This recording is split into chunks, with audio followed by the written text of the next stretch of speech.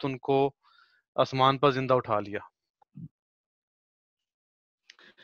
قرآن مجید سے بالکل یہ ثابت نہیں ہوتا اگر قرآن کریم کو غور سے پڑھا جائے. ٹھیک ہے، آپ قرآن کچھ اس کریم بارے میں ہمیں بتائیں کہ کیسے؟ قرآن کریم میں تو ہمیں اللہ تعالیٰ کئی آیات کے ذریعے فرماتا ہے. ایک پہلی ان کی جو وفات ہے اس سے ثابت ہوتی ہے کہ وما محمد الا رسول قد خلت من قبلہ رسل. ٹھیک ہو گیا، اس کا ترجمہ کہ کیا؟ اللہ تعالیٰ کہ محمد رسول اللہ صلی اللہ علیہ وسلم کی وفات پر جب یہ شور مچا تو حضرت ابو بکر صدیق نے یہ آیت پڑھی تھی کہ محمد صلی اللہ علیہ وسلم ایک رسول تھے، آپ سے پہلے سارے رسول فوت ہو چکے ہیں. تو اس سے یہ ہمیں پتہ لگتا ہے کہ صحابہ کرام کا بھی یہی عقیدہ تھا کہ حضرت عیسیٰ علیہ السلام بھی زندہ نہیں ہیں، وہ بھی نبیوں کی طرح فوت ہو گئے ہیں. ٹھیک ہے، یہ جو آیت ہے اس کا کیا ترجمہ کوئی ایسا تو نہیں ہے کہ ترجمہ کوئی ابہام پیدا کرتا ہو؟ یہ کوئی واضح ترجمہ یا کہ اس میں کوئی غلطی ہوئی ہے کہیں پہ؟ اس میں یہ خالت کا محمد اللہ رسول کا خالت کا یہ لفظ کو توڑ موڑ کر پیش کرتے ہیں، لیکن اس کا معنی جو یہ کرتے ہیں کہ اس جسم کے ساتھ اوپر اٹھا لیا، یہ کسی لغت سے ثابت نہیں ہے. جہاں بھی قرآن کریم میں خلط کا لفظ آیا ہے موت کا ہی لفظ آیا ہے، اس کے معنی موت کے شمار ہوتے ہیں. ٹھیک ہو گیا، چلیں جی، یہ تو ہوگی بات. کوئی اور بھی قرآن کریم سے کوئی اس طرح کا کوئی ثبوت ملتا ہے؟ میں نے سنا تھا کہ لوگ ایک دو جو ترجمہ کرتے ہیں وہ ایک آیت ہے کہ وہ جیسے رفع اللہ، کہ وہ رفع کا معنی جو ہے وہ اوپر اٹھا لیا. تو یہ اس کا تھوڑا سا ہمیں بتائیں، کوئی غلط فہمی دور ہو. یہ قرآن کریم میں یہ بھی آیا ہے کہ فلما توفیتانی کنت انت رقیب علیہم. یہ اللہ تعالیٰ قیامت کے دن عیسیٰ علیہ السلام سے یہ سوال کرے گا کہ تیری امت بت پرست ہو گئی تھی، تیری امت بد کردار ہو گئی تھی، تو نے ان کی اصلاح کیوں نہیں کی؟ بالکل ایسے ہی ہے. تو عیسیٰ علیہ السلام اللہ تعالیٰ کو جواب دیں گے فلما توفیتانی، جب تو نے مجھے وفات دے دی، کنت انت رقیب علیہم، کہ تو ہی ان پر نگران تھا اے خدا. پھر اللہ تعالیٰ اگر مثال کے طور پہ اگر وہ زندہ وہاں پہ پڑے ہوتے، بیٹھے ہوتے خدا تعالیٰ کے پاس، تو یہ تو جواب ان کا دینا بنتا نہیں ہے. ان کا یہ جواب بالکل نہیں دینا بنتا. اگر غور کریں ہمارے دوست مسلمان بھائی کہ اللہ کے حضرت عیسیٰ علیہ السلام وہاں پہ جھوٹ بولیں گے کہ کیونکہ اگر وہ اب واپس آتے ہیں تو وہ تو اپنی قوم کو گمراہ پائیں گے. بالکل. تو عیسیٰ علیہ السلام کہے گا کہ میں نے تو ان کو نہیں دیکھا. تو اس طرح یہ ناممکن ہے کہ عیسیٰ علیہ السلام جھوٹ بولے اللہ کے نزدیک، اللہ کے پاس جا کے. بالکل صحیح ہے، بالکل صحیح ہے. یہ تو بڑی واضح آیت ہے. اس زمانے میں عیسائیت جو ہے وہ گمراہ ہو چکی ہے.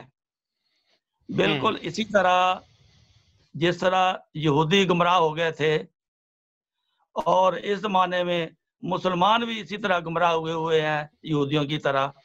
حضرت رسول کریم صلی اللہ علیہ وسلم نے یہ فرمایا تھا کہ میری امت یہود کی مانند ہو جائے گی. اگر جو گناہ یہود نے کیے ہیں اس سے بھی زیادہ میری امت میں ایسے بد کردار لوگ پیدا ہو جائیں گے. تو یہ صاحب قرآن سے واضح ہے، نبی کریم صلی اللہ علیہ وسلم کی حدیث سے یہ پتہ لگتا ہے. اور آج ہم دیکھتے ہیں کہ یہودیوں سے بدتر ہمارے مولوی بنے ہوئے ہیں. ہمارے لوگوں میں اسلام کا نام نہیں ہے.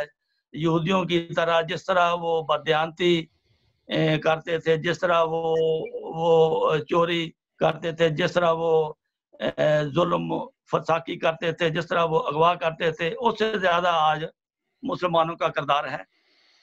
مسلمانوں کی حالت تو خیر بڑی قابل جو ہے وہ رحم ہے. اللہ تعالیٰ ان کے اوپر رحم کرے، کیونکہ کوئی ایسی بیماری، کوئی ایسی برائی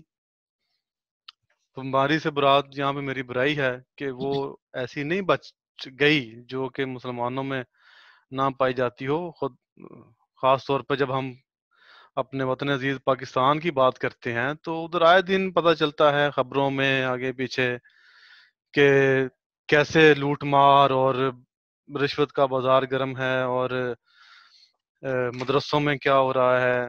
یہ مولوی مطلب کر رہے ہیں، پھر بددیانتی، چوری، ڈاکہ. اب دیکھیں ایک اسلامی ملک ہو اپنے آپ کو کہنے والا، اور اسلام کے نام پر بنا ہو، حج کرنے والے لوگ جو ہیں وہاں پہ ان کا ٹاپ کے اوپر نمبر ہو، لیکن وہ بدیانتی اور جھوٹ میں بھی سب سے آگے ہے. میں آپ کو بتاتا ہوں، حضرت نبی کریم صلی اللہ علیہ وسلم نے جو پیش گوئی کی تھی اس امت کے بارے میں کہ میرے مجددین میری امت میں آتے رہیں گے، ٹھیک، لیکن آخری زمانے میں جو فتنوں کا ذکر ہے، آپ نے فرمایا کہ اس وقت صحیح علم جو ہے وہ مفقود ہو جائے گا، یعنی قرآن کریم موجود ہوگا لیکن مولویوں کے بعد وہ صحیح علم نہیں ہوگا جو قرآن کریم کی اصل منشا ہے. ٹھیک. پھر فرمایا کہ ایمان دنیا سے اٹھ جائے گا، دہریت اپنا زور دکھائے گی، لوگوں کے اعمال خراب ہو جائیں گے، مسلمان اپنی باد اعمالیوں میں یہودیوں کے قدم بہ قدم چلیں گے، ان میں آپس میں بہت اختلاف ہوگا، مسلمانوں کے بہت سے فرقے ہو جائیں گے، علماء کی حالت خاص طور پر خراب ہو جائے گی، حتیٰ کہ آسمان کے نیچے بدترین مخلوق ہوں گے، اسلام چاروں طرف سے مصائب کے اندر گر جائے گا، سارے مذاہب اسلام کے خلاف یورش کریں گے، مگر عیسائی مذہب خصوصاً بہت زور پر ہوگا، اور دجال اپنی فوجوں کے ساتھ اسلام پر حملے کرے گا. غرض کیا اندرونی کیا بیرونی یہ مصیبتیں اسلام پر آ جائیں گی، اور جس کا ملاحظہ آج ہم کر رہے ہیں. بالکل، یہ تو صاف نظر آ رہا ہے جی، اسلام سے آج ہر کوئی جو ہے وہ متنفر ہو رہا ہے صرف ان کی حرکتوں کی وجہ سے.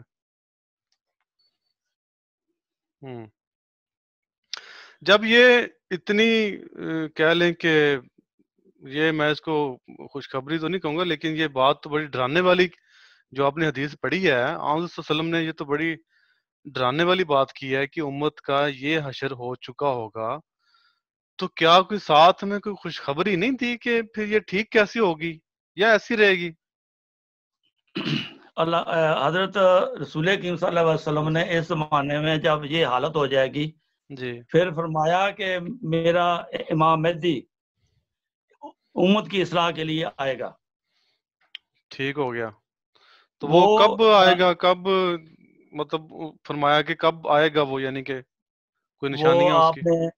آپ نے حضرت موسوی امت کو، موسیٰ کی امت کو نبی کریم صلی اللہ علیہ وسلم کی جو اسلام ہے اس کے مشابہ قرار دیا ہے. بالکل. جب موسیٰ کی امت میں مسیح آیا تھا نا، جب ساری امت بگڑ گئی تھی، وہ 1400 سال ہو گئے تھے. ٹھیک ہے.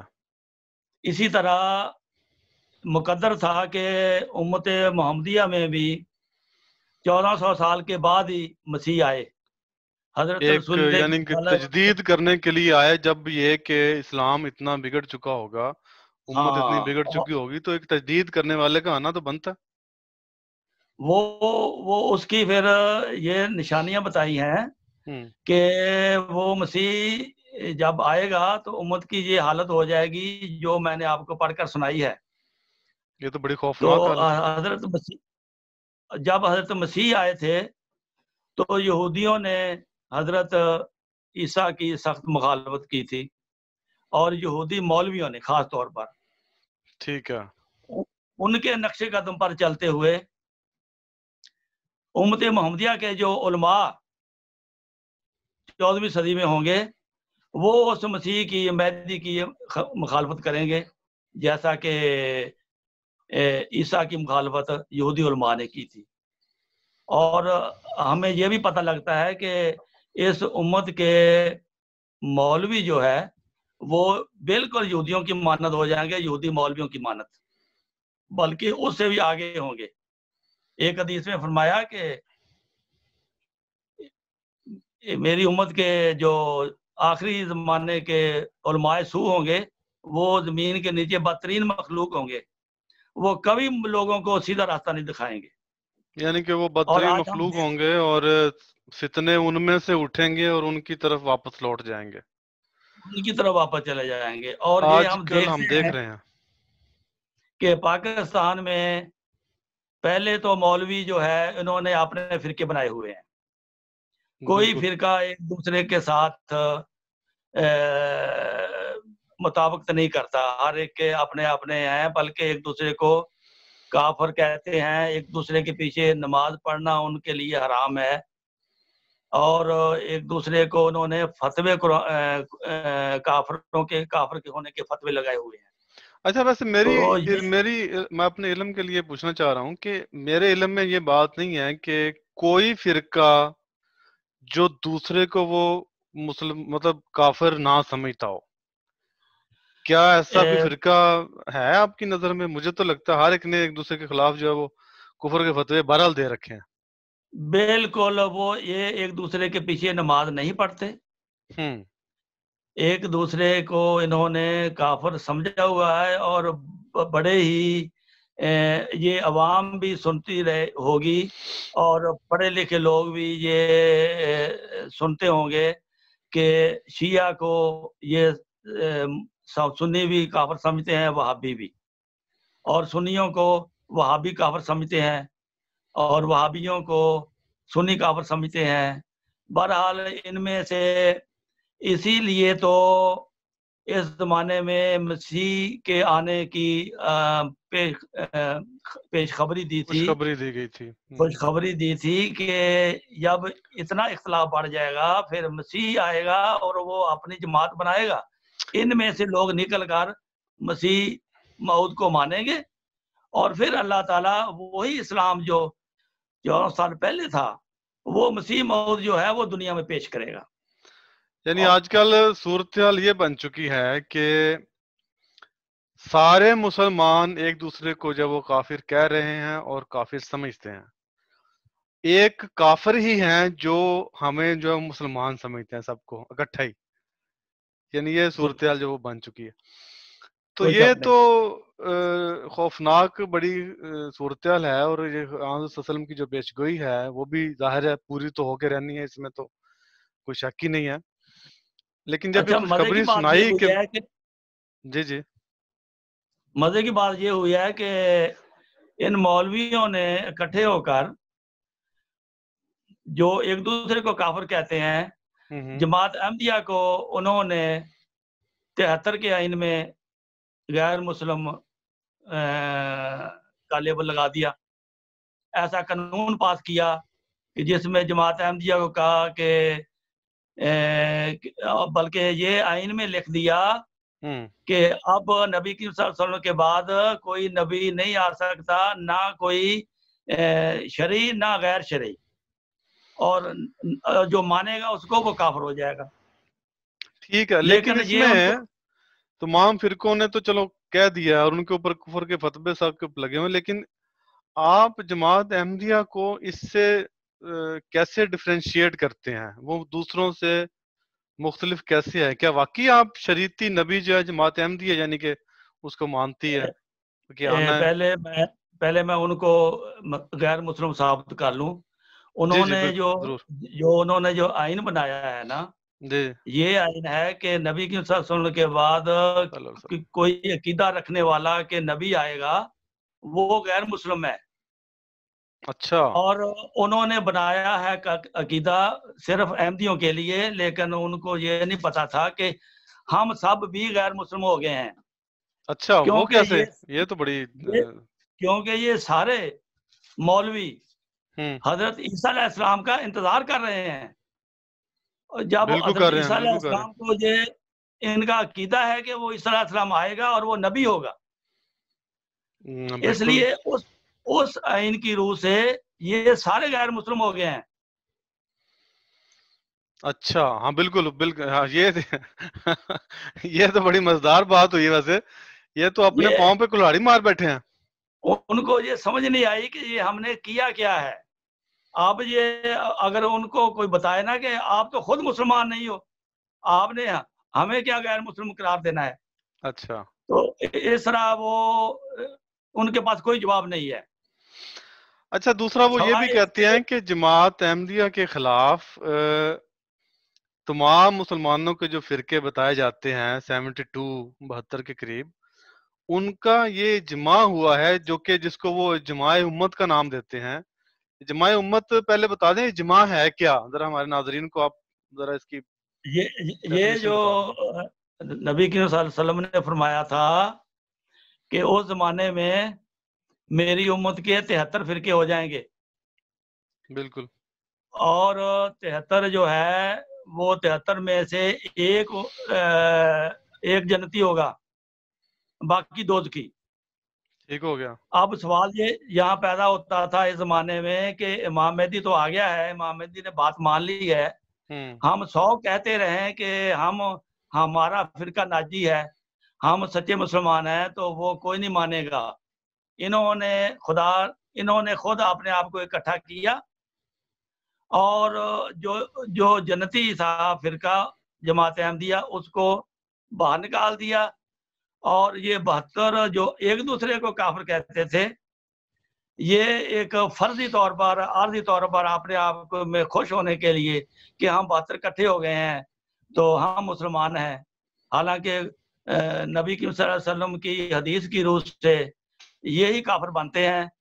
احمدی تو پھر سچے مسلمان بنتے ہیں, کیونکہ انہوں نے 72 نے اکٹھے ہو کر جماعت احمدیہ کو الگ کیا. لیکن اور ڈاکٹر 72 صاحب تو ایک بات بتائیں, ادھر میں معذرت آپ کی تھوڑی سی بات کاٹ رہا ہوں, کیونکہ مجھے لگتا ہے کہ جیسے ہر ایک کا ایک انسانی اور نظریاتی حق ہے کہ وہ اپنے آپ کو مطلب سچا سمجھے. اس کے اوپر آپ کی کیا رائے ہے؟ ویسے آپ اختلاف کرتے ہیں اس سے؟ دیکھو, جو بھی کوئی فرقے کو مانتا ہے نا, جی جی, وہ اس کو سچا سمجھ کے مانتا ہے. ہاں جی بالکل. اور ان یہ اس کے کا پورا حق ہے, یہ مطلب اس کو کوئی حق کوئی چھین نہیں سکتا. اس کا پورا حق ہے اس کو کہ وہ اپنے آپ کو سچا سمجھے. سچا سمجھے, بالکل. یہ فیصلہ تو خدا نے کرنا ہے کہ سچا کون ہے یا جھوٹا کون ہے. بالکل بالکل. اس زمانے میں جماعت احمدیہ حضرت مسیح موعود علیہ السلام پر ایمان لائی ہے کہ یہ وہی امام مہدی ہے جس کی پیشگوئی حضرت محمد رسول اللہ صلی اللہ علیہ وسلم نے دی صلی اللہ تھی. علیہ وسلم. قرآن کریم میں سورہ جمعہ میں یہ پیشگوئی درج ہے. اس کے علاوہ حدیثوں میں درج ہے کہ میری امت کے 73 فرقے ہو جائیں گے, ایک فرقہ جو ہے وہ جنتی ہوگا, باقی سب لیکن جہنمی ہوں گے. ٹھیک, جیسے بھی ہم نے بات کی ہے کہ سب کو اس کا حق ہے کہ اپنے نظریات کے, اپنے نظریے کے مطابق وہ اپنے آپ کو سچا سمجھے. اس میں تو کوئی خیر رائے دوسری ہے ہی نہیں. لیکن ہم یہ کیسے پتہ لگائیں گے کہ ایک فرض کریں کہ نیوٹرل بندہ بیٹھ کے باہر سب کو دیکھ رہا ہے, تمام فرقوں کو, وہ تو اپنی اپنی جگہ پر اپنے آپ کو ٹھیک سمجھ رہے ہیں, لیکن ایک جو باہر سے بیٹھا ہے, بیٹھنے والا جب دیکھتا ہے ان کو, تو اس کو کیا نظر آئے کہ وہ کسی ایک کو کہہ دے اچھا نہیں یہ ٹھیک ہے. دیکھو, یہ سیدھی بات ہے, ہر فرقہ اپنے آپ کو سچا کہہ سکتا ہے, اس میں کوئی شک نہیں. جی, لیکن تلاش کرنے والے کو تھوڑی محنت کرنی پڑے گی.